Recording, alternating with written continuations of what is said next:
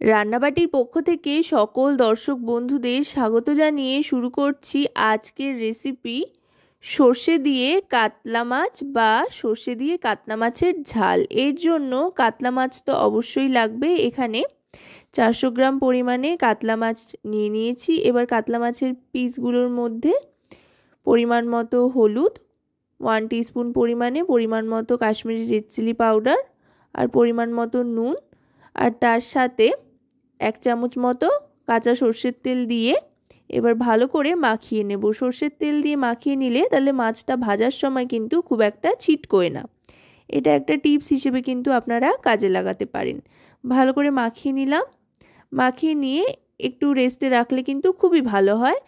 একটু রেস্টে রেখে আমি একটা মশলা তৈরি করে নিচ্ছি। এর জন্য নিয়ে নিচ্ছি প্রথমেই কালো সর্ষে বা খোসা সমেত সর্ষে যেটা হয় সেটা 2 চামচ পরিমাণে নিয়ে নিলাম। এবার নিয়ে নেব সাদা সর্ষে বা হলুদ সর্ষে, সেটা 1 চামচ পরিমাণে নিচ্ছি। চাইলে আপনারা যে কোনো একরকম সর্ষে দিয়েও কিন্তু এটা রান্না করতে পারেন, আবার এভাবে 2 রকম সর্ষের ব্যবহারও করতে পারেন। এবার এর মধ্যে যেটা দেব সেটা হচ্ছে সাদা তিল। এতে কিন্তু বেশ একটা অন্যরকম ফ্লেভার আসে। এটাও 1 চামচ পরিমাণে নিয়ে নিলাম। এবার নিয়ে নিচ্ছি 2টো কাঁচা লঙ্কা। এবার সমস্তটা বেটে নেব। চাইলে আপনারা মিক্সারেও বেটে নিতে পারেন, আবার শিলনোড়াতেও বেটে নিতে পারেন। বাটা হয়ে গিয়েছে। এবার সর্ষের তেলে সামান্য একটু নুন দিয়ে দিচ্ছি চারধারে ছড়িয়ে। এতে করে কিন্তু মাছ কড়াইয়ের সাথে লেগে ধরবে না।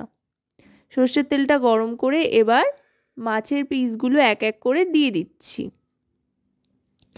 যখনই মাছ ভাজবেন এভাবে একটু নুন চারধারে ছড়িয়ে দেবেন তেলের মধ্যে, তাহলে দেখবেন মাছ ভাজতে কিন্তু অনেক বেশি সুবিধা হচ্ছে। এবার মাছগুলোকে বেশ একটু কড়া করে লালচে করে ভেজে নিতে হবে। মিডিয়াম টু হাই ফ্লেমে রেখে মাছগুলোকে ভাজতে হবে।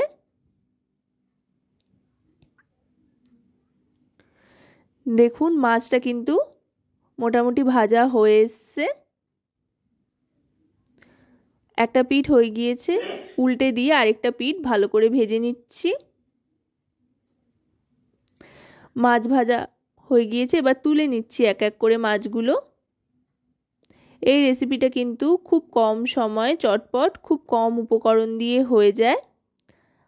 এবার এই তেলেই বাদবাকি রান্নাটা করে ফেলবো। মাছ ভাজার তেলে এবার ফোড়ন হিসেবে দিয়ে দিলাম 1/2 চামচ মতো চিনি। চিনিটা ক্যারামেলাইজড হয়ে আসলে এবার দিয়ে দেব টমেটো বাটা।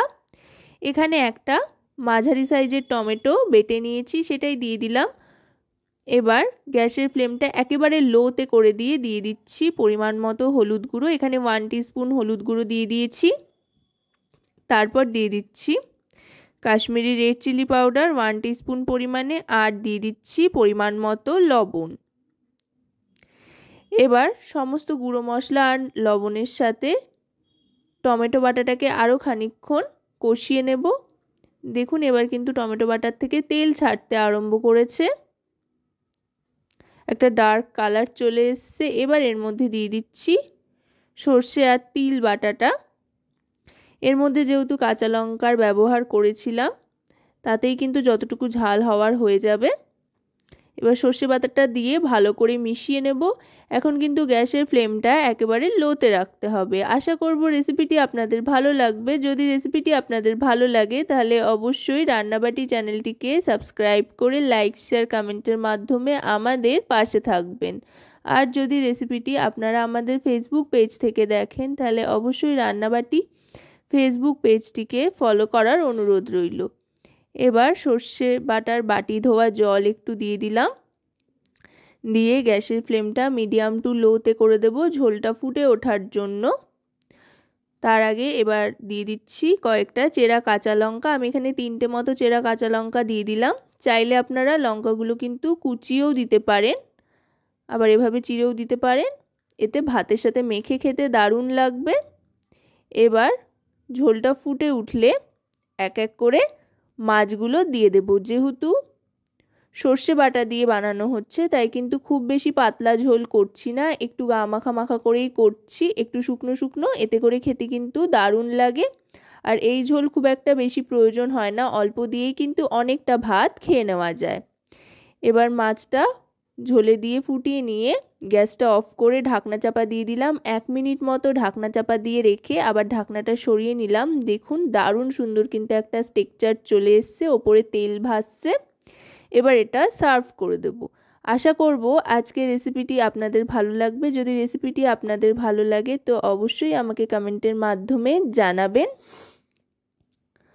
আবার খুব শিগগিরই চলে আসব নতুন কোনো ভিডিওর সাথে।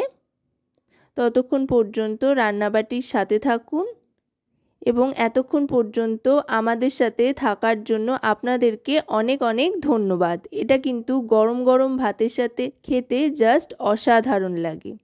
আজকের মতো তবে এ পর্যন্তই।